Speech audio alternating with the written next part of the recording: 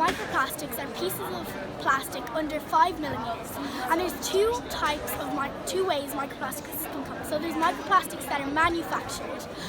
For example, there'd be microbeads, and they're in toothpaste and exfoliants. And then there's microplastics that are biodegraded from bigger plastics. So one example of that would be the synthetic fibers in our clothes. So when we wash our clothes, around 3,000 microfibers go out our drains into the ocean. And this is so dangerous for loads of reasons, including it's not just going to impact the ocean and the fish, but it's also going to impact us. Because if a fish mistakes microplastics for food and we eat the fish, the microplastics are going into our bodies.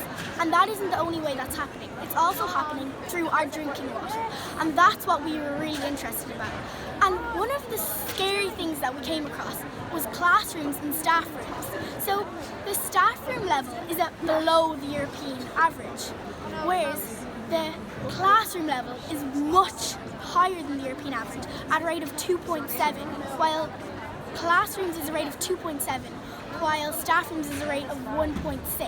And how come the pupils' water then had more microplastics than the staff water? A lot of the time staff rooms filtered their own water, but not the classroom's water, which was really scary because the schools are meant to be based around the children. They're the main people drinking it. There might be 30 or 40 teachers in the school using the water source from the staff room, whereas you have 500 or 600 pupils in the school, so they should be the priority in regards to water. Tell us a little bit about the process of being in the BT Young Scientists. Did you find it hard to get in, and how much work did you have to do ahead of time? So we found out through our science teacher. We heard about it in the class, and then we thought we really wanted to do it. And then we started thinking up what we wanted to do, and eventually we decided on microplastics. It's a really hard decision.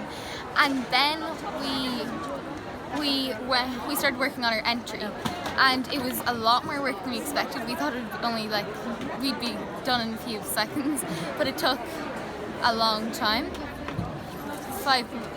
It took a long time.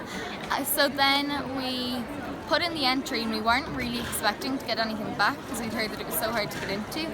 And then when we got in, we were so happy.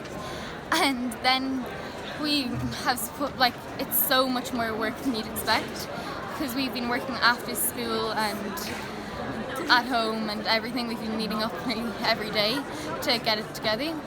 And yeah, it's But you're here. Yeah. Great.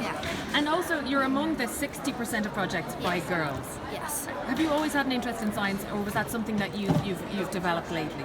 Well, I've always had an interest in science, and I couldn't wait to start doing science in secondary school since we didn't do that much in primary school. And once we started all the classes, I was just so excited and enthusiastic. So when the guys asked me if I wanted to go, I was so on board. I really wanted to do it, and I just love science. It's really good.